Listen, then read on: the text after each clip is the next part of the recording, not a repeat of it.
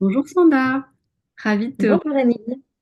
Euh, merci d'avoir accepté d'être avec moi aujourd'hui pour témoigner de ton expérience dans les ateliers Impulse.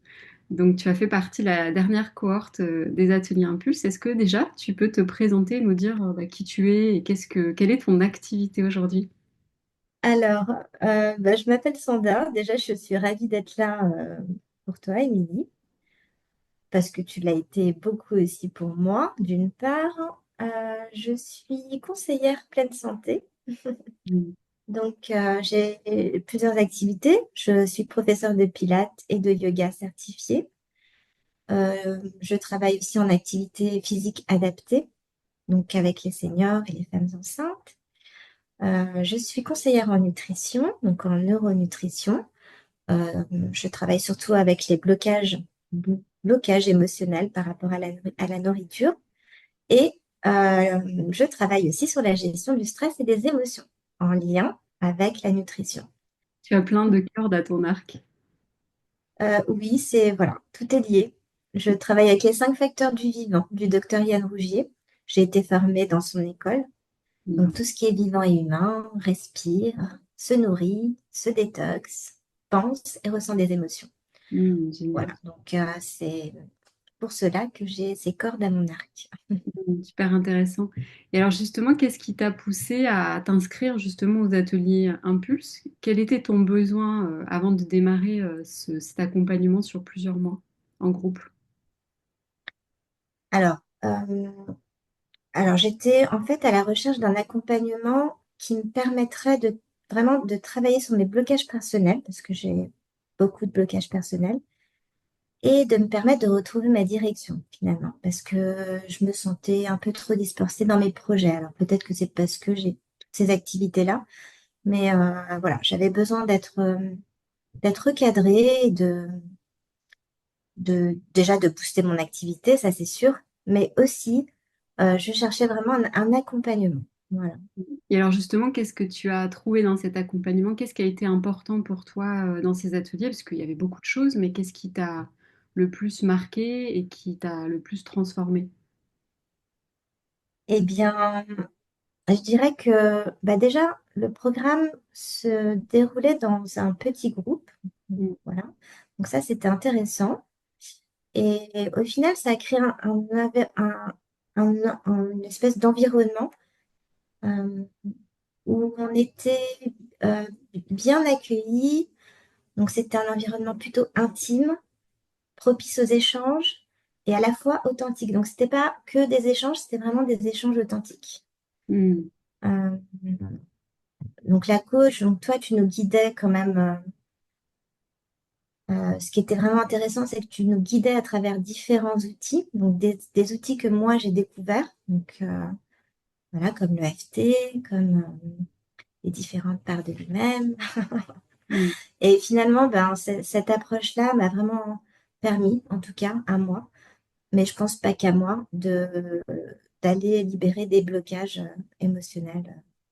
Oui, donc dans ce que tu es en train de dire, c'est que finalement, même quand on fait un accompagnement pour l'aspect professionnel, finalement, l'aspect personnel est quand même hyper important parce qu'on a beau savoir tous les pas à pas à faire au niveau pro, souvent c'est des choses plus intimes, plus profondes qui viennent nous bloquer et qui nous empêchent de passer à l'action. Oui, c'est c'est exactement ça. Passer à l'action, même si on est dans l'action, même si on s'organise, même si voilà, on suit les étapes qu'on nous a données, finalement, le plus difficile, c'est d'aller chercher son unicité. Alors, c'est vraiment un mot que je vais te répéter plusieurs fois parce que moi, ça m'a permis de redécouvrir cette unicité. J'ai fait un petit bond en arrière, finalement, avec ce groupe et avec toi, pour aller chercher le pourquoi. Enfin, le commencement, il est où et à la base, c'est quoi mon unicité? Donc, ça m'a vraiment aidé à travailler sur mon unicité, à retravailler, parce que c'est quelque chose que j'avais déjà fait, mais je me suis noyée dans plusieurs, voilà, à force d'être formée, à force d'être, oui, d'être formatée même, hein, Oui, je oui. l'ai perdu. Donc, ça m'a vraiment permis de retravailler dessus et ça m'a permis de ne plus m'éparpiller. Voilà. Hyper intéressant parce qu'effectivement, comme tu disais, je pense que c'est une thématique qu'on travaille souvent, l'unicité. Alors des fois, on la survole un petit peu trop, ou des fois, on se laisse un petit peu parasité par les formations que l'on suit, où du coup on rentre dans un moule, dans une certaine méthodologie, alors qu'en Mm, réalité l'unicité c'est le soi profond, c'est-à-dire celui en dehors de toutes les casquettes mm. professionnelles. Et donc toi, ça t'a permis de clarifier ça et donc de finalement reconstruire ce pilier essentiel pour toi, qui est quand même un pilier aussi important pour le démarrage d'activité. Oui, comme tu dis, c'est essentiel pour mon activité au final, parce que bah, déjà, c'est quand on est dans le bien-être, enfin, pas que, mais c'est vraiment essentiel. Mm, Après, ça va peut-être être un peu bizarre ce que je vais dire, mais ça, j'ai quand même, j'ai encore, pourtant on travaille sur soi tout le temps, hein, je crois que c'est sans arrêt, mais j'ai encore appris à mieux me connaître. Voilà. mm, Donc ça, c'est vraiment à travers tous les outils que tu nous as partagés lors des échanges. mm. Après, c'était des échanges quand même assez longs. Oui. On avait le temps de se poser, le temps de se livrer, pas à pas. Mm, Donc,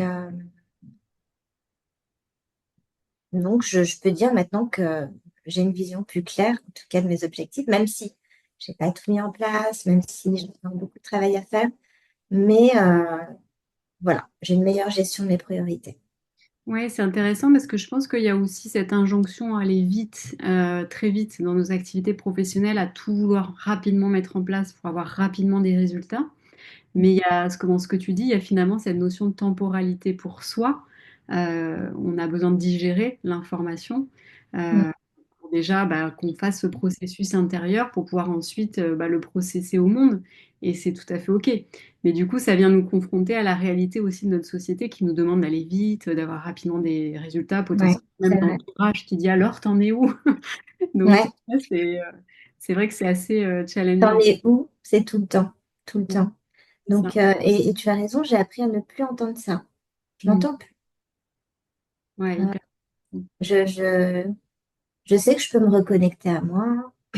Enfin, en tout cas, j'ai appris à le faire lors de ces 3 mois, parce que c'est quand même 3 mois de suivi, Mm. euh, et d'avancer, mais avec plus de clarté, tu vois.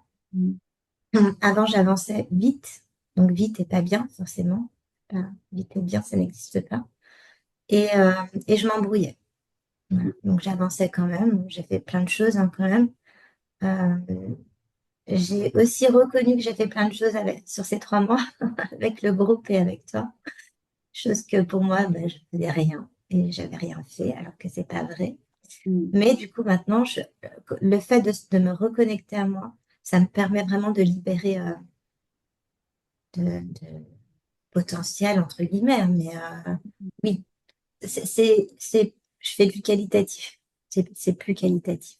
Je, Puis ça je permet priorise. ça permet d'apaiser son système nerveux aussi, hein, parce que quand on est dans l'urgence, qu'on fait beaucoup de choses, bah, on a envie un petit peu d'aller dans tous les sens. Et c'est vrai que du coup, on perd notre clarté, on perd notre vision euh, Notre énergie. et notre énergie. Donc, Ouais. effectivement, c'est fort. Alors, ouais. Alors, alors, j'ai la chance aussi d'être très calme, de savoir, voilà, de gérer aussi mon stress. Enfin, j'ai la chance de pouvoir faire du yoga, de méditer quand même malgré tout. Mais c'est vrai que avant d'entamer le programme, même ça, le temps, je le prenais plus pour Mm, moi. Enfin, de moins en moins, de moins en moins. Puis ça grignotait, ça grignotait. Et au final, c'est vrai qu'en sortant de là, ben voilà, j'ai réappuyer mm. tout ça et changer mon avancement. Et c'est intéressant aussi parce qu'on est dans des métiers du bien-être et on se rend compte que bah, souvent on donne beaucoup à l'extérieur et c'est comment aussi se consacrer ce temps à soi au quotidien qui n'est pas toujours simple. On devient les cordonniers les plus mal chaussés alors qu'on a les connaissances, on a l'expertise et Mm. donc c'est s'autoriser à voilà, avoir des moments de récupération. C'est intéressant, ouais.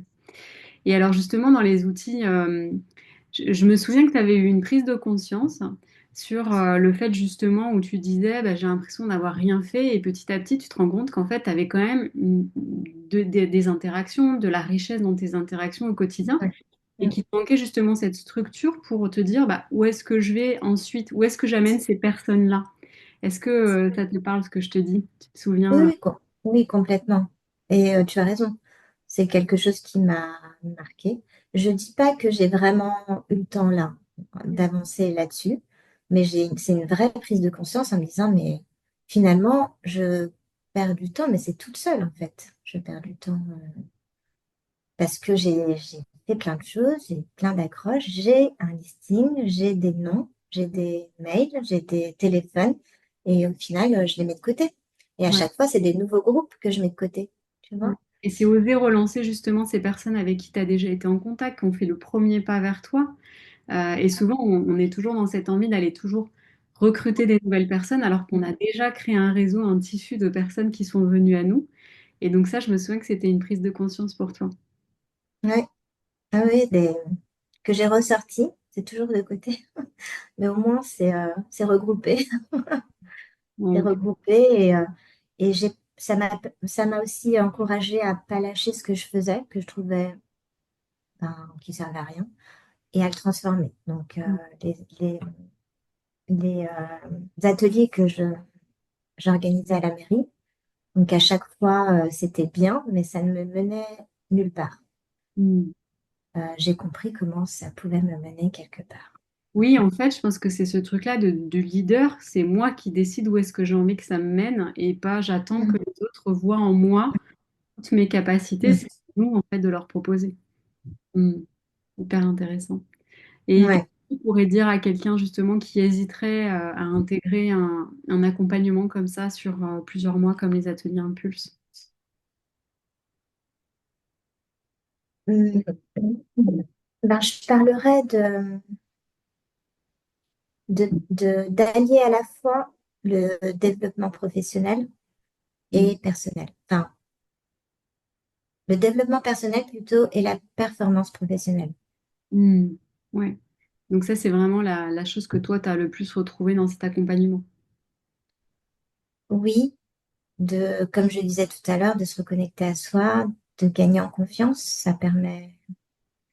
Le fait que le cadre soit dans un groupe aussi, j'ai trouvé ça vraiment intéressant parce qu'on partage, parce que bah, d'autres personnes ont d'autres problématiques. Ça nous ouvre quand même des horizons différents, des possibilités, enfin, voilà, d'évoluer dans un groupe, même si on est sur tout un parcours différent. Et ben, je trouve que c'est intéressant et c'est une force. Voilà. Ouais. Et je trouve qu'il y a aussi quelque chose qui nous libère énormément dans le groupe. Quand on voit que d'autres traversent certaines problématiques, au fond, ça peut nous rassurer aussi. On se Mm, sent moins seul en disant, ah, moi, je pensais que j'étais la seule à vivre ça. Et en fait, tu te rends compte que mm, c'est vrai. la même chose, on a tout le temps on a tout à des moments certains blocages, certains questionnements, et on peut des fois dans notre quotidien, je pense, se dire, mais moi je suis toute seule à ressentir ça, les autres ils avancent. Ça c'est ce qui se passe en façade, mais en coulisses, finalement, on se rend compte qu'on on vit toutes plus ou moins les mêmes Oui, choses. c'est vrai. Ça me rappelle des échanges qu'on a eus, oui, là-dessus, en disant, ben oui, on a l'impression que les gens autour de nous réussissent tous, mais c'est pas vrai. Ouais. C'est pas vrai. Et non, et je le recommanderais par rapport, oui, c'est vrai que c'est totalement différent. Alors, j'ai été déjà accompagnée pour ouvrir la micro-entreprise, pour aller chercher voilà, pour prospecter, pour s'organiser, etc. Mais le fait de revenir constamment à ce qu'on veut nous, à ce qu'on est nous, à notre pourquoi finalement, mais voilà, c'était à à chaque session et pour chaque travail, et ben ça change tout. C'est Ça ce qui change tout fait parce qu'on justement. gagne en confiance. Ouais, Oui, c'est ce ouais. qui fait aussi votre parcours unique et peut-être moins l'impression aussi qu'il y a une méthodologie à suivre et que si vous la suivez pas, du coup, tout est loupé et que vous n'y arriverez jamais. Mais en réalité, c'est créer sa propre méthode à soi par rapport à qui on est, par rapport à notre environnement aussi, hein, parce que du coup, il y a plein de paramètres personnels à prendre en compte. Donc, c'était l'intention. Mm. Oui, et respecter son unicité. Enfin, déjà, faut l'accepter. Faut l'accepter Et c'est vrai que bah, tu nous as guidés là-dessus pour dire, bah oui, c'est vous, vous avez le droit, et vous pouvez être comme ça et fonctionner comme ça. Donc ça a l'air de rien, mais finalement, c'est quand même une révélation. C'est une force et gagner en confiance c'est comme un redémarrage. Mm. Oui. Oui, d'ailleurs, je pense que tout à l'heure, j'ai dit pour le démarrage d'activité, alors je sais que c'était pas une nouvelle activité pour toi, mais il y a cette notion de redémarrage avec Oui. des bases qui sont peut-être plus solides, ancrées, avec plus de Ouais, clarté, et de structure. Ouais. ouais. Bon, après, je parlerai évidemment de la coach, de son accompagnement, de sa présence, et puis, ben, oui, de sa façon d'accompagner qui est complètement, enfin, j'ai jamais vu ça ailleurs, en fait, Mm. avec tous les outils, enfin, à la fois très pro et à la fois une super écoute. Donc, voilà. Et je trouve plus les mots là. Mais en tout cas, merci, ça me touche énormément. Je pense que c'était vraiment une vraie aventure humaine, au-delà de effectivement un simple accompagnement professionnel. Comme tu dis, moi j'avais envie d'intégrer tous mes outils personnels. Bon, il y a mon parcours professionnel aussi qui m'a permis de créer cet accompagnement, mais aussi de se dire qu'on est des êtres humains derrière nos entreprises. Donc il faut humaniser nos entreprises, il faut que nos entreprises elles suivent notre rythme personnel et pas l'inverse pour éviter de tomber dans l'épuisement qui est quand même aujourd'hui très commun, même dans les métiers du bien-être, hein. Oui, Parce mais ça, on l'oublie. Et c'est pas du tout comme ça qu'on fonctionne. Donc, bon, j'avais pas les mots. Tu l'as très bien résumé. Mais oui, c'est vrai que si je devais aussi enfin, le recommander, je parlerais d'humain. Mm. Voilà. Et c'est quoi Ouais. tes projets là pour la suite à la lumière de toutes ces acquisitions, même si, comme tu disais, tout n'a pas été mis en place, c'est le chemin d'une vie, hein, de toute façon. Mm. C'est quoi pour toi la suite dans tes projets? Eh bien, j'ai déménagé il n'y a pas longtemps. Ce qui était une sacrée épreuve, hein. C'était une Déménagement, sacrée c'est épreuve, stressant. mais c'est aussi un redémarrage. Ouais. Et, euh, et c'est pas mal parce que ça s'est tombé juste après qu'on ait terminé, hein, finalement, après pratiquement le programme. Donc, le projet, c'est de vraiment avancer à partir de là Mm. avec mon unicité, en confiance, à mon rythme. Et comme tu dis, pas au rythme qu'on voudrait voilà, que tout l'extérieur voudrait que j'avance.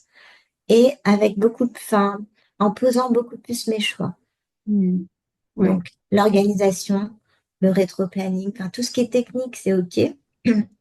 Mais, euh, mais je vais avancer avec moi-même, Mm. en Super. faisant vraiment, voilà, en priorisant sur ce qui me plaît et, euh, et sur ma cible. Génial. Voilà. Avant, enfin, avant d'arriver, je me laissais vraiment embarquer un peu trop à droite et à gauche. Ben là, ça n'arrivera plus. Mm. Trop bien. C'est chouette comme mot pour la fin. Tu vas avancer en étant toi-même et à ton propre rythme. Et c'est ce que je souhaite finalement à toutes les personnes qui entreprennent, parce que c'est vrai qu'on se laisse un peu happer par Mm. l'extérieur, par le rythme, et c'est antiphysiologique. Finalement, on se maltraite un petit peu. Mm. Et l'entrepreneuriat n'est pas un sprint. Le but, c'est quand même de construire des entreprises qui nous soutiennent pendant de nombreuses années. Donc, c'est important. Ouais.